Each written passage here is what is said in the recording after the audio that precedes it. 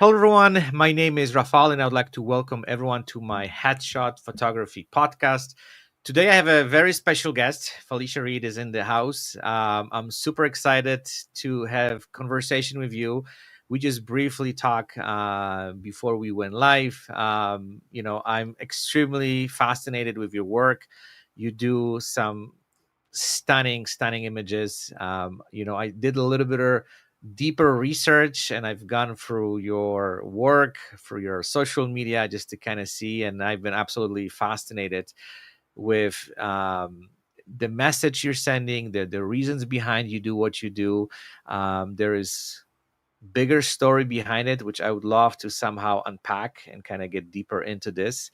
But first of all, I just want to say thank you for accepting my invitation and joining the podcast. I know you're super busy. You just mentioned you're going to be all over the place in the next few weeks. So I truly appreciate it that you have a time to squeeze me in, and then we're going to be able to talk a little bit about your amazing work.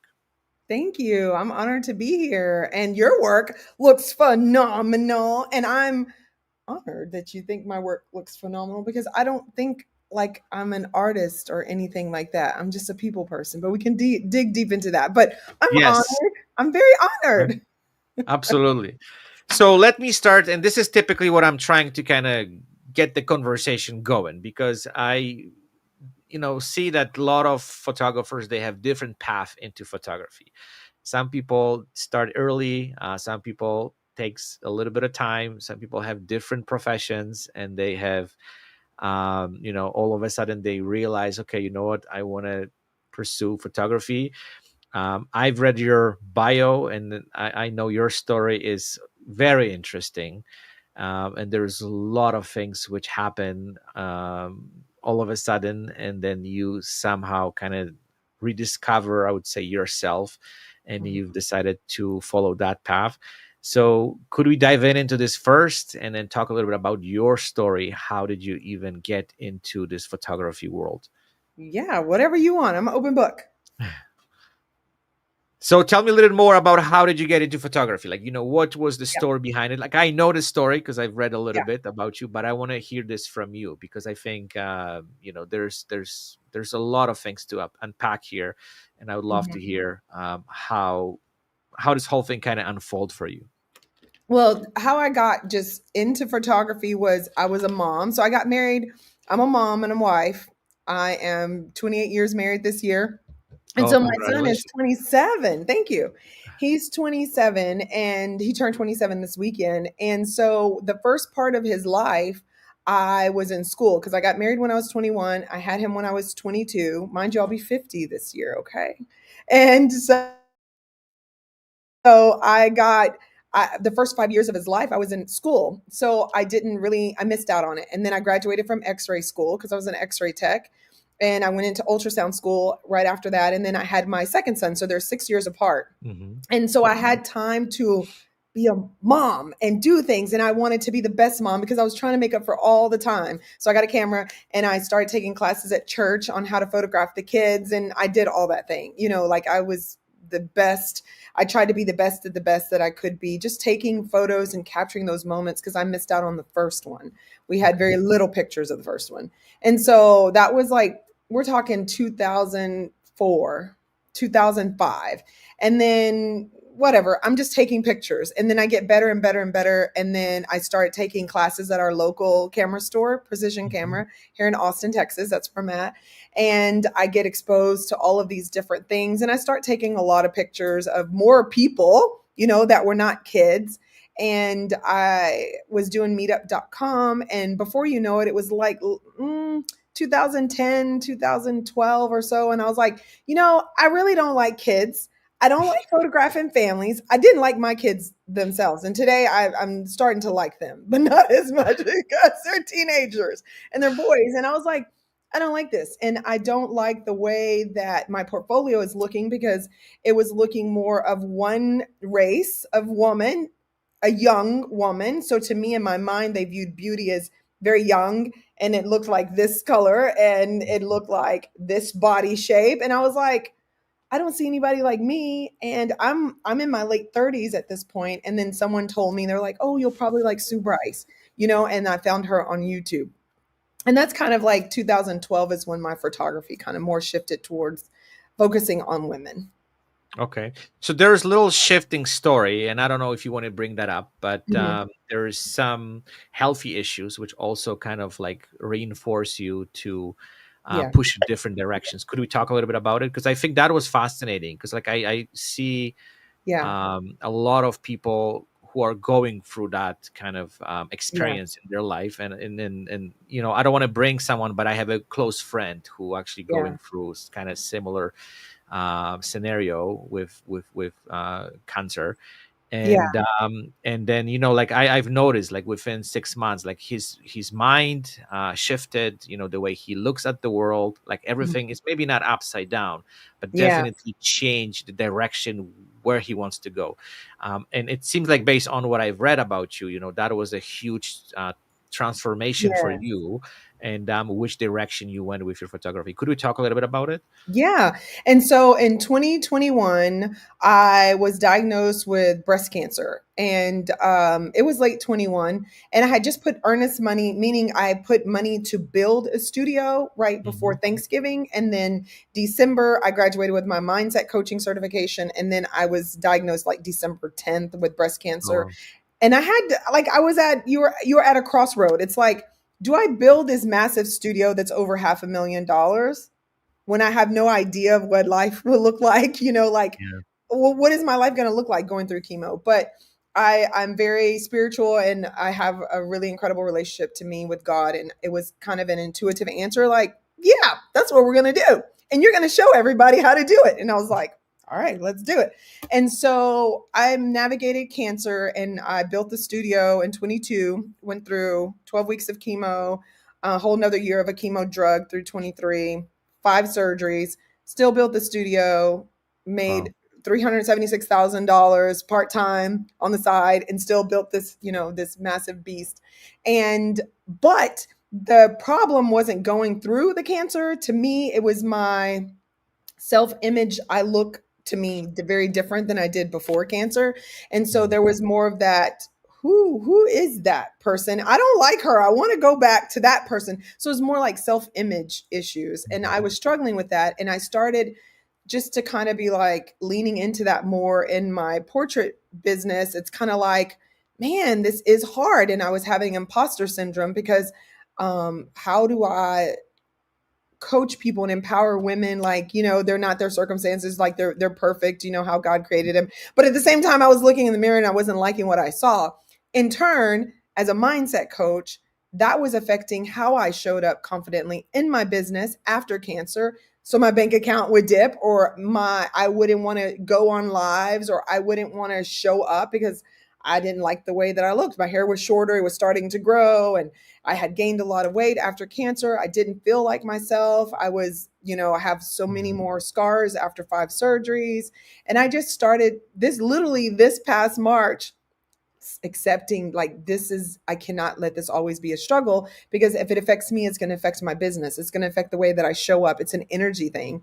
And I Mhm. started my self-acceptance journey in March, and I was like, well, I just need to be transparent with my audience. This sucks. I didn't like this, and I'm going to stop grieving that version of me so I can step into this next level version of me. And it was so much more relatable to women that they can really be like, she gets me, she gets me, Mhm. and so that really transformed me. In turn, it's transformed the way that I show up and my messaging, and how that attracted the most incredible, valuable, clients that valued the work more and wanted to invest in themselves in a time that we're in a recession.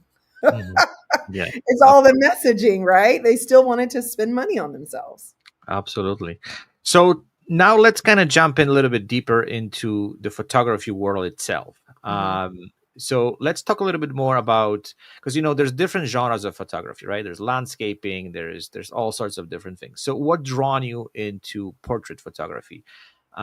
Because as we know that in order to be a portrait or headshot photographer, you have to learn how to connect with people really Yeah. quickly, right? That you just coming in, you have a client and you have to connect with them. So tell me about your journey into, kind of discovering what type of photography you want, because you mentioned you shoot kids, and Mhm. then you were kind of debating, maybe I Yeah, should kind of work with older people, or and yeah, now you have this specific genre where you just really kind of shine as a person, and then you're doing this incredible work. So yeah. tell me a little more about this kind of path into working with people, and what kind of drawn you into portrait photography. So, portrait photography was more, like I said, the mentor that I started to follow, but it became very easy for me because it was who I was. I empowered, so I did ultrasound for 15 years in the hospital. That's where you do like the scanning the babies and breast imaging, and meaning I helped diagnose the breast cancers. And so, in those women, I was empowering them. They're not their diagnosis, like they have to have a great outlook on life, and like empowering them through that way. And so the really cool thing was that whenever it became portrait, it was no different. I was taking people that could have potentially have been my patient, like empowering them in life. It doesn't matter what you've been through. It doesn't matter if you've gone through a divorce. It doesn't matter if you've gained weight. It doesn't matter that you're older.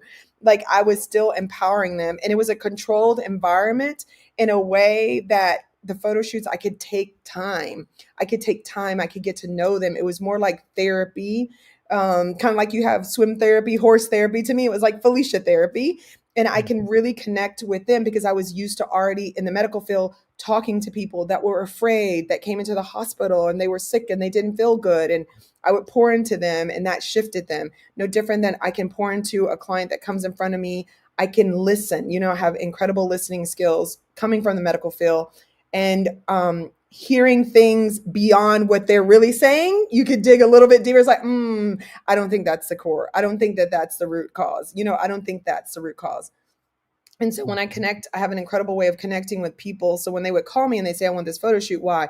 And it was more than they wanted to look beautiful. They had been through something. And I think that they could feel the energy, and they could, like, when I was in the hospital, people would lay on the bed and I would say, what's going on? And they tell me their whole life story, And it was kind of like, well, I made them feel comfortable. So when the client comes, I just have an energy of making them feel comfortable, doing a portrait shoot in the studio where it's a controlled environment where they don't have to be rushed. There's no rushing. It's allowing them to unfold and the different layers of who they are right before me. And I create this incredible space for them that Mhm. is loving, that is interested, and people just want to be heard. They want to be seen. And it's so much more than photography. To me, it's a healing space for me. And so that healing, what I did before and what I do now, it all went together. It was very cohesive. And for me to just fall into black and white as a ultrasound tech, I see 256 shades of gray. Okay. I'm the best black and white photographer. I mean, that's all we looked at, right? When you would see the Yes. ultrasound, it's just shades of gray. So to me, it just fell very easily. I felt at home because that's what I always worked, in the dark, and I worked with Mhm. people, and it's just like all the same to me what I do. Okay. It's just a different space, a different vessel. Okay. So let's kind of unpack this a little bit more. And the reason I want to unpack this more, because this is one of those things which I hear literally in every conversation I have with any portrait photographer. And what it's fascinating me, because I've been thinking a lot about it, that photography becoming not only someone comes in and take photos and pictures of themselves. It's becoming this kind of therapy of discovering who these people really are, Mhm, and they have to open up, at the front of somebody else. They have to kind of, and as you said, like, you have this really unique space where they can feel safe and they can do that. mhm, So tell me a little bit about, let's talk a little bit more about this kind of therapy element, because mhm, like, I've even shooting headshots, I had people crying, as you said, mhm. at the front of the camera. I had people who just, like, after 5 minutes photo shoot, they start telling me the entire life story, what they've gone through. There's some dramatic situation, there is Yeah. some laughing stories, but it's just, I see every photo shoot becoming this kind of therapy session for Yes. every client. So let's kind of dig a little bit more, and what is your experience? When was the moment where you discovered this, that because it seems like interesting for me, and fascinating at the same time that you brought these other skills from something else into photography, but it's kind of the same thing, right? Because Yeah. you've been helping people, you've been kind of taking care of them. So photography is kind of, well, it's a little bit different dynamics, but it's kind of the same thing if you like really look at it, right? So let's talk a little bit more about it. So whenever it comes to me, how it's therapy, I think it's always when I decided that I wanted to do it, I related like it's the same thing. Like, Mhm. and then it happened whenever I started photographing my neighbors. So I needed to build my portfolio and I wanted to build it on real women. Remember, I didn't want them, I wanted to change the way society viewed beauty, especially on my side of the internet. And so Mhm. for me, it was important, even if I chose a model, they had to look like me. They had to look like a mom, like the typical mom, right? There's all different body shapes, but they needed to look like the majority of people. They needed to be size 12, 14, 15, 16. They had to be like a bigger size. And just from me playing and practicing with my clients, with my neighbors, when I was building my portfolio, they were like, oh my God, as I've gotten old, I haven't had a photograph taken in like 20 years since kids were little. I never saw myself and you make me feel sexy again. Or, oh my God, so to me, I was like catching on, like I was like, oh, okay, this is so much more. Because in the beginning, I feel that there's like different layers to creatives, right? In the beginning, we're trying to build our portfolio, and our thought Yeah. process is like, did I get the light right? Did I get the post? And you don't even connect. Sometimes forget to connect with the client. But connection is my highest value, so that's what I Mhm. do. And I'm like, we'll figure this out. I just want to know you. I want you to open your heart. We'll figure out. Don't worry about none of the rest of this stuff. How can we connect? And so recently, or in the later years of my photography, I decided how to ask powerful questions over the phone and connecting Mhm. with their why. Okay, you want a headshot, why? Oh, I want to just, I'm a psychotherapist and I want to do X, Y, and Z. Okay, why?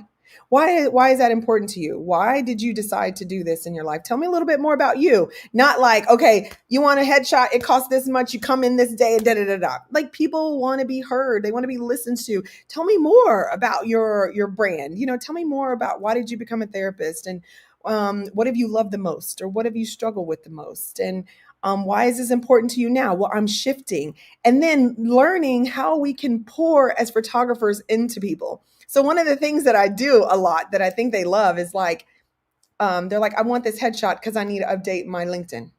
Well, based on what I've heard, and you've talked to me and you told me how incredible you are and how you're starting to get noticed by your industry, have you ever considered they're probably going to ask you on a podcast and you're going to need a photo shoot, a headshot? Have you ever considered that, man, you're going to write a book one day? I think we need to speak that into existence and go ahead and get that author photo right now. Or have you ever considered that maybe you're going to be in this incredible magazine locally? Because if you don't know, I know people and I'm going to tell them about you. Like it's like how you pour into them and you speak the success over them. To me, Mhm. it's that connection that I have on the phone and building that trust and allowing people to just dream a little bit bigger than what they thought. And I genuinely mean it because I'm my ideal client. I need those things. I'm going to be on podcasts. I'm going to be speaking. I'm going to be doing these things.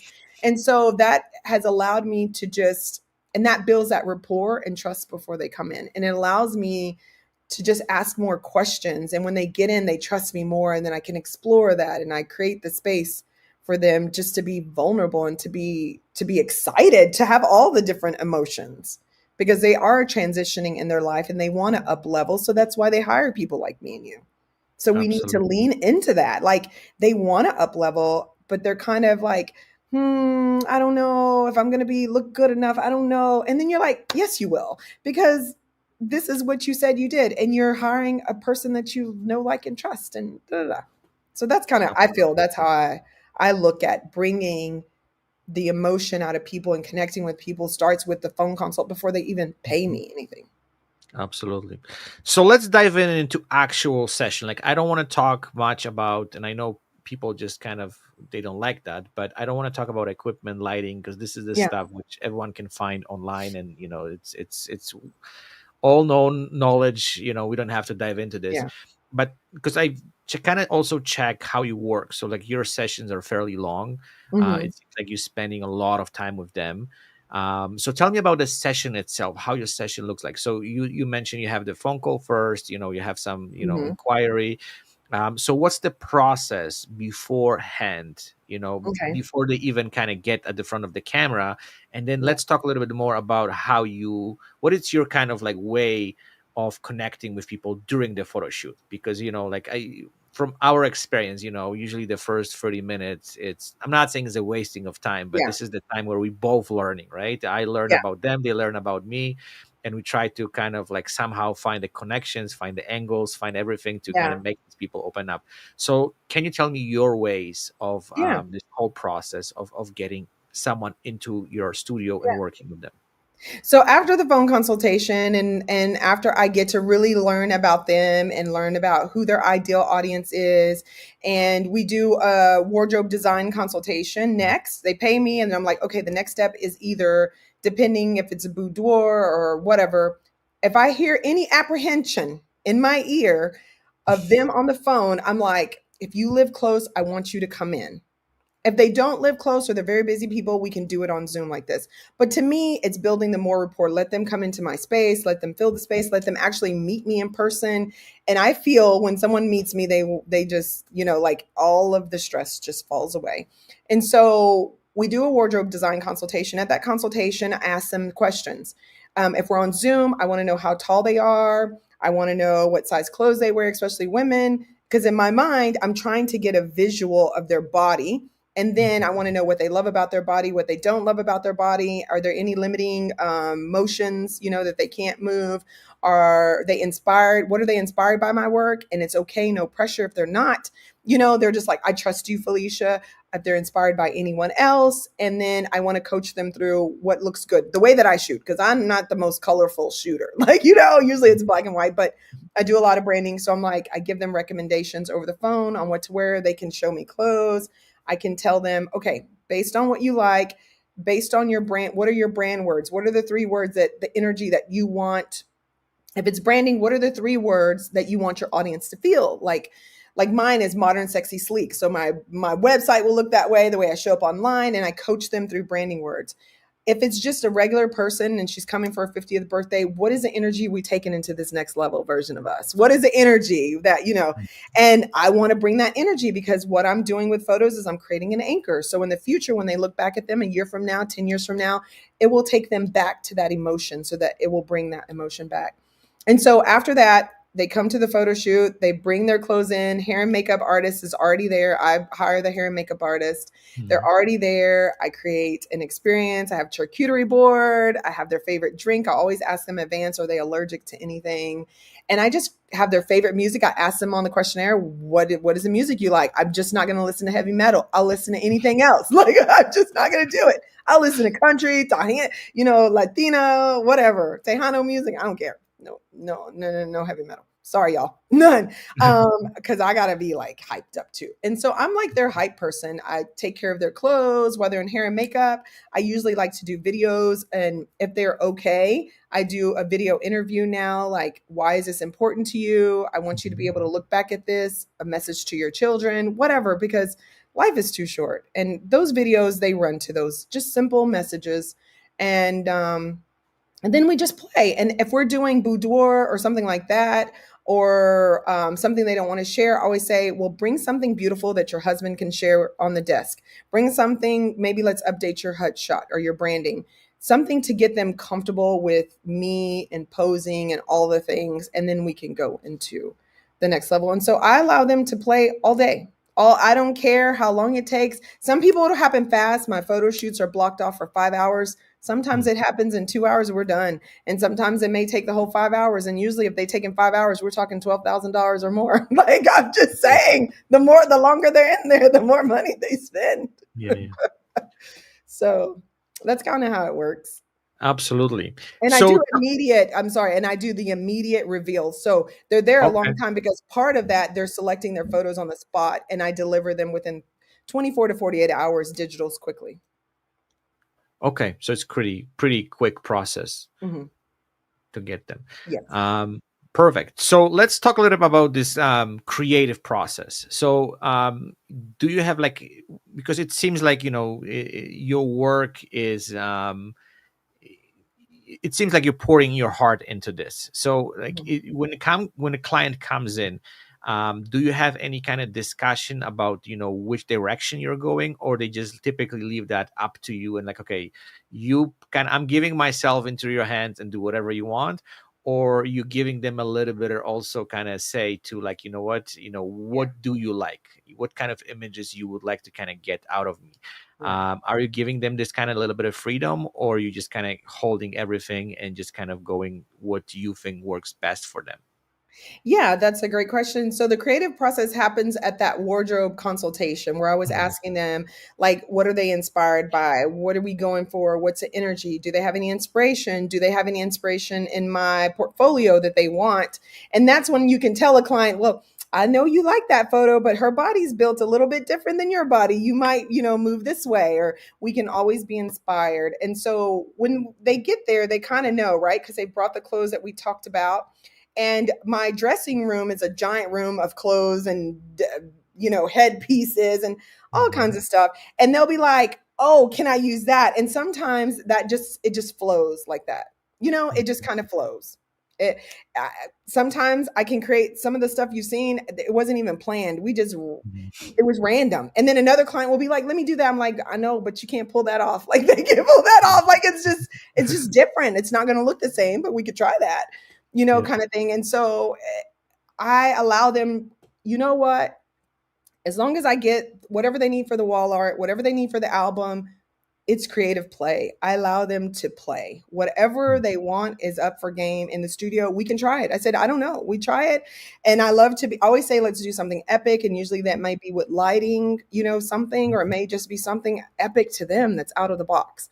And so it's all usually, we try to plan as much as we can beforehand because that's when they bring their mhm, stuff. But once they come into the studio, there's just so much.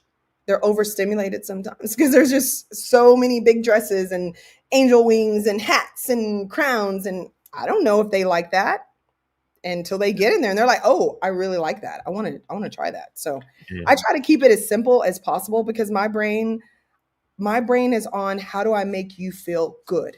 How do I Mhm, make you feel comfortable? How do I make you look good? I don't want to overcomplicate it. In my brain, that's why black and white and simple poses is still very beautiful, and I coach them through the mhm. expression. But if they want something more, then hey, let's do it. Let's do it. Doesn't matter to me. So one of those things also what I read on your website, which also was kind of interesting for me, that you creating this, because that's how you call it, like luxury photo shoots, right? Yes. So what are the most kind of significant and important elements of getting people that kind of feel? Because like I kind of try picking up some of the stuff what you're saying, and then they fascinating. Like, you Yeah. just, it's not like I'm not saying this is not part, it's not a photography, but what I'm trying to say is about experience. They coming in Yeah. and they're gonna remember that day or Yeah. that photo shoot to rest of their lives. So how did you develop that? That's a kind of my first part of the Yeah. question. But the second part is, what's the kind of elements you see people kind of admire the most? How they Yeah. feel afterwards. Could we talk a little bit and dive into that topic? Oh, so many good things. So to me, I look at the magazines, like Vanity Fair, or for me, I photograph a lot of women, African American women. So they look at Essence magazine or Ebony. And when you really look at the people, they have real bodies, the movie stars, they just have a team. And so I create the team. And to me, Mhm, that's luxury. And whenever I look at photo shoots, you have the shoot and burners. They're just shooting in a, giving you all the photos. There's no connection. Like, my mhm, clients want, they're kind of apprehensive, but they want something extra special. They want an experience. They want mhm, that luxury experience. They want to be pampered. So I think like Four Seasons Spa. I think of like how do I create the spa experience? Even there's a great book that oh my God, I'll think of the book later and I'll tell you what it is. What is that fancy hotel? The Ritz Carlton. That is a Let's start. Yeah. phenomenal book. The Ritz Carlton book is phenomenal on creating a luxury experience, remembering their name, giving them beautiful gifts. I give them these plush robes after their photo shoots. Like, it has just like a Oh, round logo. So they get these these velvety plush robes. In the summertime, it's too hot in Texas for that. In the summertime, I give them these waffle weave robes, or back in the day, I used to give them a gift of Tiffany's glasses, and then my bookkeeper was like, Felicia, this is too expensive. Like, you can't be giving your client $200 gifts, $25, you know?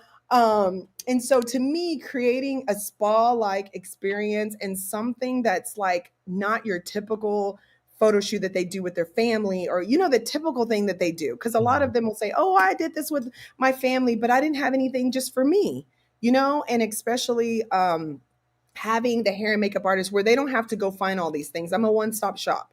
Having the hair and makeup artist, having an incredible space. And before, we can go to this later, I did not have a fancy studio. I worked in the corner of my house and made six figures in a room downstairs, And so the luxury experience is genuinely hearing and being interested in someone. Like, to me, that is the experience. I'm hearing them, I'm interested in them. I want to make them incredible. It just happens Mhm. to be that I'm an incredible photographer.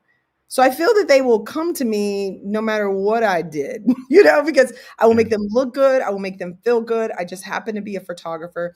And then I take care of every aspect of their photo shoot. Like, I have some wardrobes. I help them with the wardrobe. I have the hair and makeup artist. I have the food. I have their music. I make them feel comfortable. I create luxury brand products, beautiful wall art that comes from, Italy, or I have beautiful albums that come from Italy or from Greece. I have my beautiful 3XM legacy boxes that come from Ireland. And I think they just want something. My clients, my top 20%, they love luxury. They love trips. They love taking care of themselves. They love experiences. Mhm. And that's what I create with photo shoots. Perfect. So let's kind of go to the next step of this entire process, which is editing and retouching. Hmm. I want to talk a little bit about this, and the reason I want to ask about it, and just kind of like dive deep into this, because we're living in the kind of society nowadays where a lot of people, they're self-aware, right, and they have to just face who they are, the way they look like, and over the last few years, I've been noticing this in like extreme increase of people try to make themselves looks perfect, right, and we can do a Hmm. lot of stuff through retouching, editing, and then typically for headshots and some just the regular portraits, there is basically some limits, there's some Yeah. limitations which we try to kind of put, this is how far I'm going to go. But the technology allows us to do crazy stuff, and then Yeah. we both are aware of it. So my question is like how you deal with this post-production thing, and also I want to talk about um, like how people kind of like take those images, because I've noticed sometimes people just like I love them, but it's not even about the images, it's about the way they see themselves, right? So Mhm. how you convince them, okay, this is who you are, that you look beautiful, you look perfect, and you have to kind of accept the way you look, how you deal with this kind of part. Like, I don't know if this is big issue in your experience you working with people. I'm guessing you have some kind Yeah. of interesting stories, but let's kind of talk a little bit about it. There are some, but it's very rare. And I think Mhm. that's the most beautiful thing about what I do is my whole message is I want my clients to look like the best version of them, especially Okay. when it comes to branding. I always say, we're not catfishing anybody out here. So do you want to be, I've tell them experiences. I'm like, oh my God, I did business with this person. She gave me her card and I was like, who is that? And she's like, that's me. And I was like, no, it's not. Like, I tell experiences. And I'm like, I want you as a professional to look like the best version of you. I want you to look like the best version of you right now. So if you're 50, when you're 80, you can look back and you can recognize who you are, your family. And now every now and then you'll get clients and they're like, edit me to the gods. I'm like, that's just not my thing. It's just not my brand. But if you want to, I will do it. But whatever. It's few and far between, believe it or not. I had a client the other day, Friday, and she was like, Felicia, no editing. Leave the flyaways, leave everything. You know what I mean? Okay. And Yeah. so I went in and I just fixed the backdrop because I shoot very like dirty, like all off the backgrounds, all off, so we got to edit the background and stuff. But she was like, I want to look like me. And so I send everything off to retouching. Every client is a little bit different. And I know what, like some of them are like, I didn't get my Botox. I'm like, check this out. I can take these lines away. I can soften under here. I still want things when you blow it up to look like skin, that you can see texture in the skin. Whenever it comes to posing, I am the queen of posing. I can make you look 20 pounds lighter with posing. And because understand that my reveals, the cell appointment right after the photo shoot is raw. It is raw. Mhm. And if they get too caught up in their head, I'm like, okay, let's take this picture. Let me push it into Photoshop. What is it that you need for me to do to this photo? My jaw, and I'll take that little and liquefy, and I'll take that Yeah, face thing and I'll just squeeze it in. Do you like that? Okay, there you go. And I was like, just envision, I will do all your photos this way. You yeah. know what I mean? And so I feel that I've coached my clients enough that they know, and I do very light retouching, and I'd rather go light. And then if they're like, Felicia, can you fix this? Then I can go back in and add more on top of it. But over retouching is not my thing. Now, for me, I have, my own scars, and I think my messaging, just real bodies and real women, that women, they don't like their stomachs and their arms. Okay, if I know that ahead of time, then you need to wear sleeves. We don't have to edit the arms. Yeah. Fitted sleeves. The more fitted, the better. If you don't want your stomach in there, so then we need to wear clothes, or I need to choose posing. That's why I asked them how tall they are, what size clothes do they wear. So in my mind, I know what poses. Chair, maybe I'll stick them in a chair and it'll be from the side and you'll never see the stomach, but they still look very lean. So I know how to pose real bodies in a way that makes them look flattering. So I don't have that problem very much. And again, my instant reveals are raw. Everything's raw. And I coach them through. I'm like, I'm not sending you a gallery because you're going to pick yourself apart. Let's talk about it now. That's what I take control. Let's talk about it now. What is it you don't like about this? And I'm like, that's a phenomenal picture. Oh, my eye is, I'm like, let me show you something. I open up Photoshop. I open their eye. Oh, I love that photo. If I sent them a gallery, they probably wouldn't pick it, Yeah, absolutely. So So that leads me to my next question. Let's talk a little bit about developing your style, because over the years, and it seems like you've been quite some time in this industry, and you've been working, with portraiture for quite some time. Can you tell me a little bit about, like, what is the biggest change you've seen over the years, how your style changed? Because it seems like you really perfected, yeah, not only the technical part, because that's obvious, but like, you also mentioned, you perfected posing and face yeah, expressions and all this stuff. So kind of tell me, what was the biggest thing you've noticed over the years, how your work changed? Because, like, when yeah, I look back, every year brings something new, and yeah, it's something that, like, those little things we just kind of, I don't know, discovered, and we get this like all moment, we're like, oh my god, yeah. why I never seen this for this so many years, and I've been doing this mistake. Tell me a little bit about your journey to developing your style of shooting portraits. Yeah. Well, honestly, it came out of transition, the way that it developed. Well, in the beginning, I really loved the way that, our mentor showed us how to photograph, and I did it the best way that I could in the space that I had. But I was all natural light shooter, Mm. majority. I bought the lights because I was like, I'm going to get to use this. I bought a light meter. I was like, you know what? This is not for me. And it's making me think and take my mind from the client. So I was like, we're not doing this because I feel confused, and if my client could probably feel my energy. Anyway, so 2020 comes around, and I end up moving out of the house because I moved into a rental space, Mhm. and no natural light whatsoever, because the pandemic, I didn't want to be in my house. And so in 2020, I moved out, no natural light, to save my life. So if you look on my boudoir page, Intimate Portraits, you'll see this bright, airy, beautiful light. That was in my house because I had a giant window. And then you'll start to see my photos start transitioning to this grainy, dark black.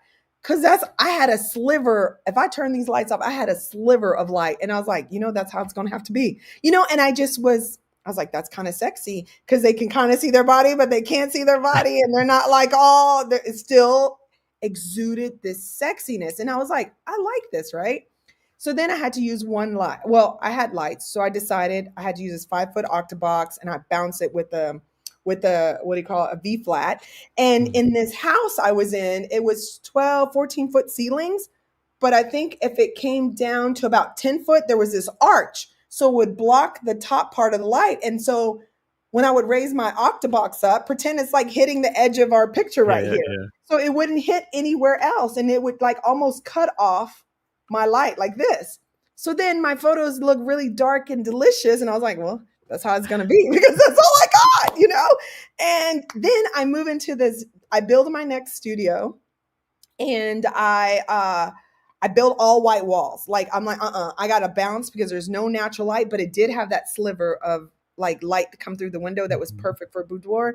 But it didn't have that thing to cut my light. And I was like, I'm so used to it. Like, what is happening? I was like, I got it. Y'all got to tell me, how do I cut my light in half so that I can get this delicious light? Anyway, and so now it's evolved into a whole nother thing. And then sometimes clients are like, I want this bright light. And I was like, oh my God, how do I like it's all trial and error. It's like, okay, what do I know? All right, if the light does this and the light does that, then I just need to bounce a light. And then I just started bouncing strobes into the white ceiling. And now my headshots have evolved. What? Mhm. It's an evolution based on the space. I had no choice but to evolve in each space. So that's how my photography's evolved. It's just I got to do what I got to do with what I got. Yeah, absolutely. I think that's so my experience, and I don't want to go kind of deep into this, but I Yeah. started shooting a lot of headshots in my clients' locations. Oh, okay. And because I found it's convenient for them, and then like for me it wasn't kind of big of a deal. But that was one of the, and I'm not saying I hated it, but every location was different, right? And I have to Mhm. adopt it into new place, and some places are big, some places are small, and some places you can set all your stuff. Sometimes you have to just, I don't know, just kind of play it around just to make it work. But I found that was one of the biggest learning lessons for me as a photographer, that Yeah. I have to adopt to any. And I know, like, when you have this place or safe, like I would say, not safe, but you have a studio where you kind of know Yeah. everything in and out.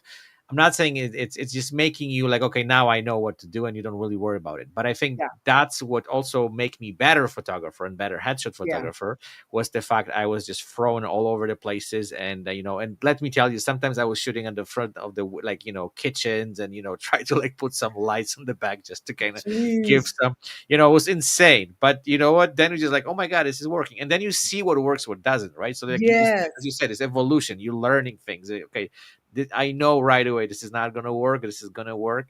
Yeah. And I always say to all my, like, even the students I have, go and shoot the places which are, the most ridiculous, places you can find, because you're going to learn so much from it. And Mhm. even it's sometimes it's not working, you're going to know next time, okay, this is not going to Yeah. work, and then we're getting Yeah. used to some of those stuff. So that's So that's how that's I evolution. evolved. Yeah, I mean, I had no choice. It just looks the way that it looks because I did what I had to do with what I had. Yes, There's no absolutely. science behind it. It's just what I had to do. Do.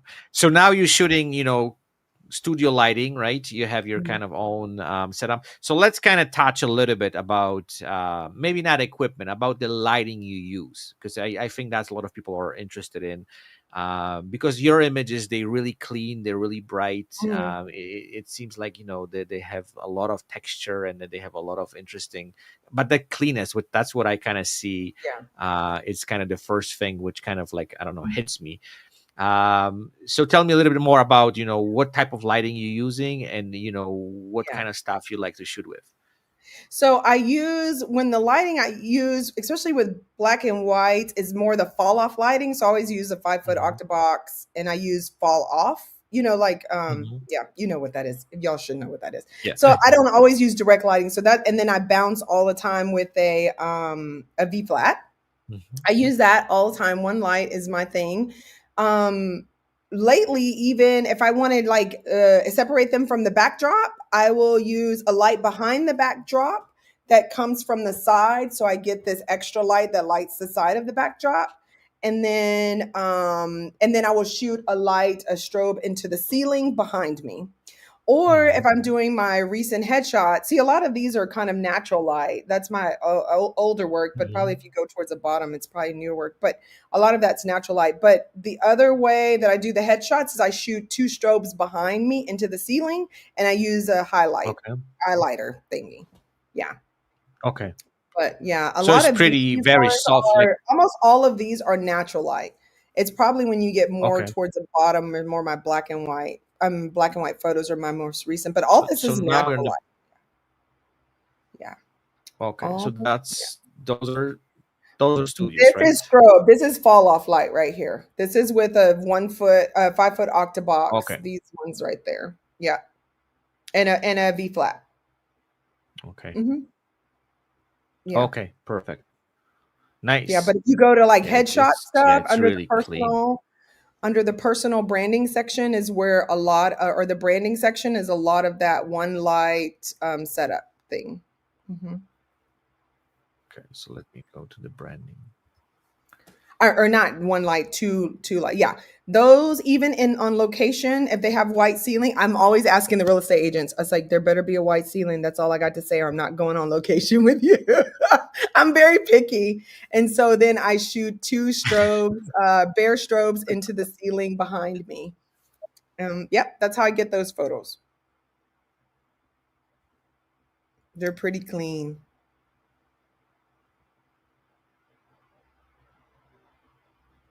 Oh, I think it froze. Are you frozen?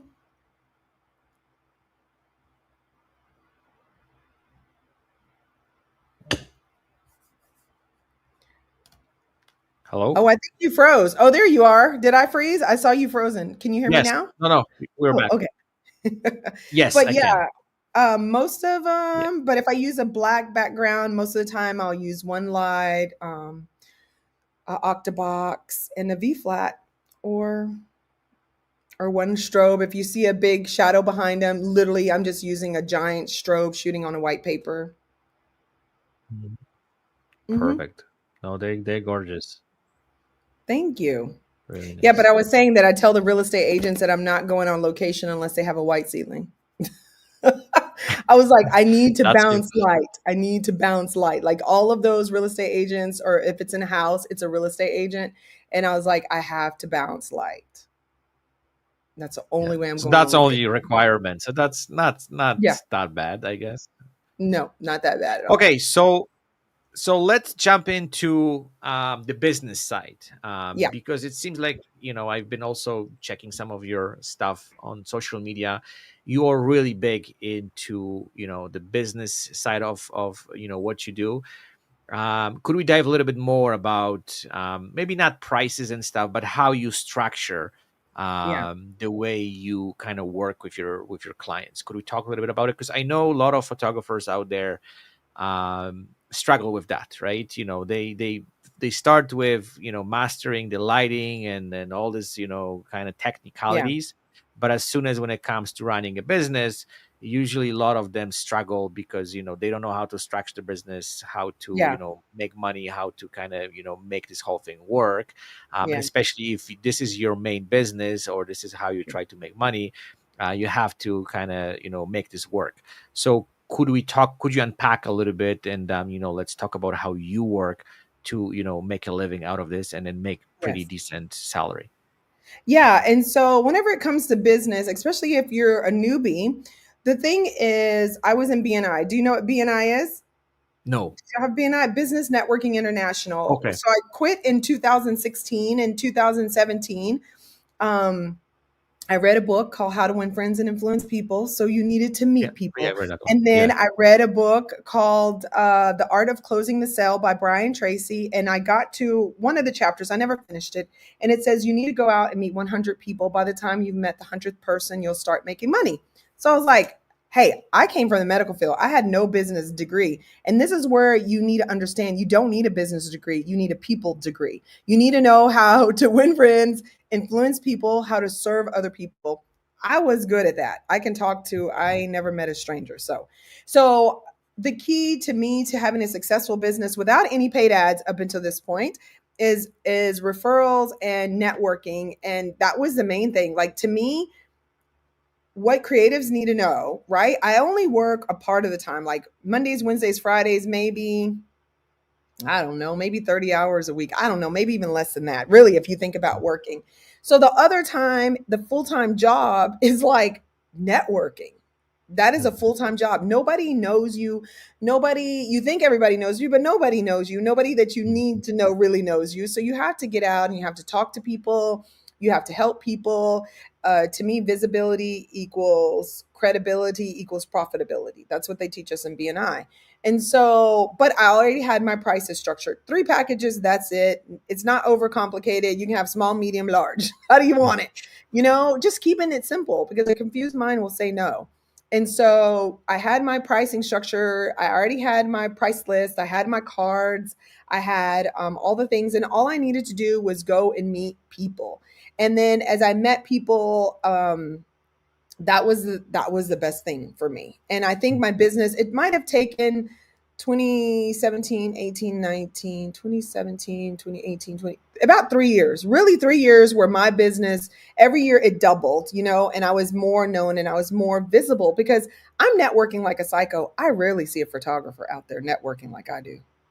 I'm in Mhm. the chamber. I'm on boards. I'm having one-to-ones. I'm constantly showing up on social media talking about someone else's business because I know that's how you serve people. They will talk about your business. Oh my God, Felicia helped me. She didn't even know me. And she sent me all these clients. You got to know, like, and trust them too, right? You don't want to send bad referrals. And so Yes. to me, that's business, and having a mindset, a growth mindset, meaning that you can serve others knowing that it's going to come back to you tenfold, even if it doesn't come from you, Raphael. If it Yeah. doesn't come to you, how can I serve you anyways? And then the universe will send it back to me tenfold from somewhere else. And just having that mentality of a growth mindset, knowing that you are creating something of value and service. Now, if you want to be a shoot and burn photographer, you're going to have, in order for you to make money, you're going to have photographed, I mean, like JC Penney or Picture People or one of those things. You're going to have a high volume like Walmart. You know what I mean? Yeah. A high volume, which burnout's going to come unless you have a whole team. And you could do it, if you have high volume and you have the ability to get the leads in for the high volume. But if, as a luxury portrait photographer, I'm priced much higher, but all I need is one to probably take care of your 20 people that you're going to photograph, at a Mhm. low end, right? And so Yeah. to me, I priced higher so that I can create a luxury experience and so that I could do a lower volume and make a bigger impact that way. And so to me, that's kind of how I've structured my business. More luxury pricing, giving more luxury, having a higher end clientele, focusing on Mhm. the top 20% that pay me. And anytime a client told me I was too expensive, I raised my prices because I was like, Mhm. you're the wrong one. I'm attracting my messaging is wrong. Readjust my messaging, focus on the top client. How can I serve you more? How can I serve Mhm. your friends more? How can I get more people in here just like you? And it just has excelled. And recently, me speaking in personal brand spaces on mindset, especially to real estate groups. And I have marketing one to many because my Mhm. clients trust me and they're like, come speak at my real estate office. And then I have access to like thousands of real estate agents, and so that funnels me clients as well. So Absolutely. one to many is really good space whenever you've kind of gotten everything locked in. And then I don't always talk about photography. I will talk about mindset. I'll talk about growth mindset. I'll talk about my experience as a Mhm. business owner. And it's always good for other businesses to see they're not the only ones struggling, or they can overcome adversity as well. And speaking at chamber events, speaking at other women's events locally, I'm not talking about photography conferences, I'm talking about locally. Your Mhm. ideal client, you can get in front of them and talk about the power of branding. You could talk about, because you're your client and you need the same thing they need. Yeah. I could talk about Absolutely. networking. I could talk about social media. I could talk about newsletters. I could talk about how to create a CapCut video. Today I was at the chamber and I went to a ribbon cutting. Before I left the ribbon cutting in 30 minutes, I created a CapCut video and I posted it. And they're like, how'd you do that so fast? I was like, I could teach you a class. Just bring the people, right? Hey, here's this. Look, here's a special offer. Look, let me show you. Here's a special offer for you to come in and get a special for $690, 2 headshots. Yeah. Exactly. Perfect. You got to we are creatives. You People got to need be to be great. a little more creatively outside of the Absolutely. box. Okay, so I have a couple more questions. We're actually close to an hour. This whole Yes. thing just flies so fast, but I have a couple more questions. One, And this is what I'm asking a lot of photographers nowadays. And I would like to hear your opinion. Doesn't matter, like, well, it's not doesn't matter. What I'm trying to say is I just want to kind of get your opinion on AI. AI is knocking on the door from every corner. Mhm. And I see this kind of polarization between people who are accepting it and they're okay with it, but there's some people who are completely against it. And I know there's a lot of there's still a lot of things which needs to be kind of unfold, the legality behind it. There's a lot of questions, but I just would like to know, I would like to hear your opinion on AI. Like, I know we all using it one way or another, Yeah. but it's also kind of coming into photography. So what is your take on this, and then how you approach this, and how you feel about this whole kind of massive disruption in our industry? I mean, you gotta like disruptions, right? The iPhone Yeah. came and they thought that, oh my God, everybody's gonna be taking pictures on their iPhone, which they can't do it. And then No. I know AI is here and we have to use it to our advantage, but I feel that AI is not gonna replace that human Hmm. connection. It's kind of like saying that, I mean, maybe they are creating it like AI could be your therapist, but to Hmm. me, again, I'm in relationship building and it's a different experience. And I love traveling. I love experiences. I don't think that AI is going to replace a spa. I don't think AI is going to replace my travel. You know what I mean? In that way. And so to me, what I've created as a luxury experience and connecting with people, I don't feel that AI is going to replace what I'm doing. There's just no way on earth that it can replace that feeling, that longing. AI can seem to bring people apart, but more than anything, with the world that we're in, people want to be brought together. They need Yes. more connection. They don't want to be isolated. And to me, that's what I'm creating in my particular business in general. I create community. It's not just photography. I support my clients long after the photo shoot. I create events at the studio to empower them through menopause, through girl talk events, through networking, through classes.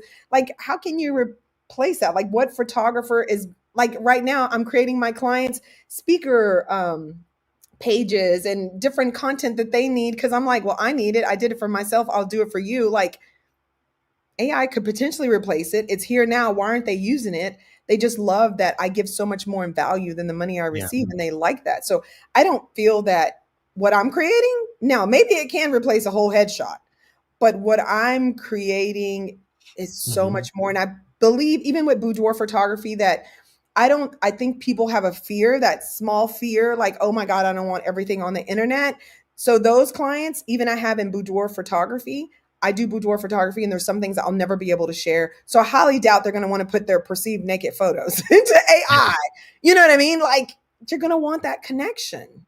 Maybe some Absolutely. people will, and it will, but they're not your clients. Your clients, our clients, these high end, high value, high achieving women, they want something for themselves. You Hmm. know, they want some time for themselves. If you create AI, then you're just sitting on your computer. What time do you have for yourself? Yeah. No, I 100%. And this is one of the things which I think is already kind of known knowledge, that AI won't be able to replace the human connection, right? Mm-mm. This is especially in photography. I Yeah, think that's so important, and it's something that, at least at this point, it's not replaceable, right? Like, I don't think yeah. they maybe one day they'll reach that level, but there's, I think, still far away. Perfect. So my last question is, and this is what I ask all my guests. I would love to ask you if you could give advice to someone who is starting off in photography. So someone who is on the edge. I don't know what I should do in my life. I love photography. I would love to do photography. What would you tell to that kind of person who wants to get in that industry? What would be your advice? Yeah, keep your day job so you can buy all the expensive equipment.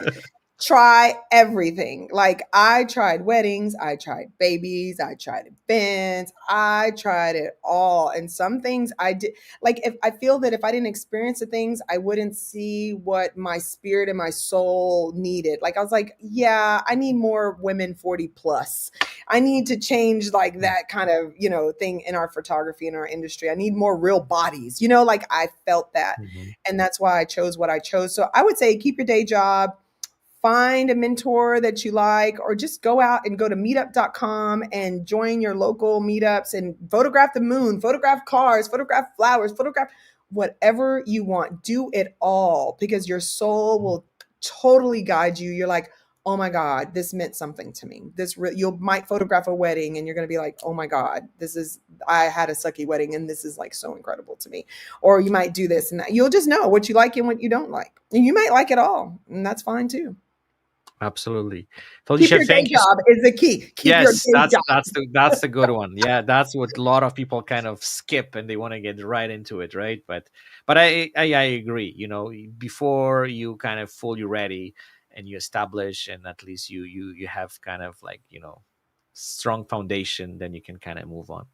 job. But yeah, I just want to say big thank you for this conversation. It was really interesting and meaningful, and you've shared so many interesting experiences and advice. And I think people who's going to listen to this, I'm sure they've learned a lot. I will in the description put all your information so people can dive in even more or reach out to you. I'm sure there will be some Yeah. who are going to have more questions, but I just want to say big thank you from the bottom of my heart to just kind of accepting that invitation, because it was absolutely incredible conversation with you. Like I really enjoyed Yeah. it. And you know what, it's so interesting when you said about like this connection thing. Like literally after 10 minutes talking to you, I would be like, okay, I this is the person I could be at the front of the camera, like right on the spot. I feel your energy, even we're talking online. Yeah. But yeah, it's kind of like you glowing with that energy. Yeah. So that's now I understand why people they're so drawn to work with you and spend time and have that experience for sure. Yeah. Well, thank you. Thank you. Thank you. I would like to know, what is your biggest takeaway from our talk today from me? So my biggest takeaway, definitely that openness to people, to Mhm. connecting with them. For me, I well, I'm connected too, but I think you have this special energy. I'm introvert, so like I Mm, don't. That's my biggest thing. I fight entire life because I. It's not like I don't like crowds, but I mm, don't feel comfortable. Like it's something would just kind of squeeze me. So it's that's something which I'm kind of struggling with. So this is one of the things I've learned, that I have to open up myself more to kind of those gatherings and all this stuff, even mhm, though like I have established clientele. And then as you said, like my clientele mostly comes from referrals. That's my mhm. kind of way of doing business. So someone's Yeah. recommends me, and that's how this whole thing kind of. I've run some projects in the past where like I work with huge amount of people, and then that also kind of was the foundation of getting the kind of this whole machine Yeah. going. And then you just as soon as you kind of put this whole thing into this kind of movement, it's kind of starts rolling itself, right? So that's Yeah. where I am. But yeah, one of the biggest things, like I'm not saying I'm jealous, but I would love to have that kind of like openness to go to the crowd and just like grab it, the whole thing. That's pretty spectacular. But that also I think comes from your personality, right? Like I Yeah. know every photographer has to learn what works best for them, Yeah. because everyone is different, right? So True. Good. Always a pleasure. perfect. So Thank thank you so much. I hope at some point we will come back to the conversation. So let's kind of call it part one. Whenever you're gonna have a little bit of, I would say, slower time, which probably you're not gonna, you don't have that much free time. But I would love to at some point come back and then have kind of you. continue our conversation, because I have more questions to you now, but I will leave it because I think we just hit the time, so I don't want to kind of.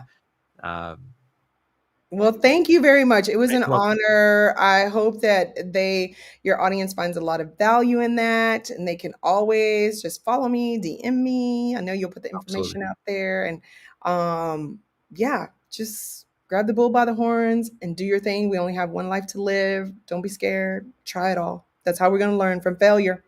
Even if you ain't absolutely, failing, you ain't trying. exactly. So let's kind of leave that's the biggest takeaway from our Yes. conversation. Yes. Perfect. Thank you. You're welcome.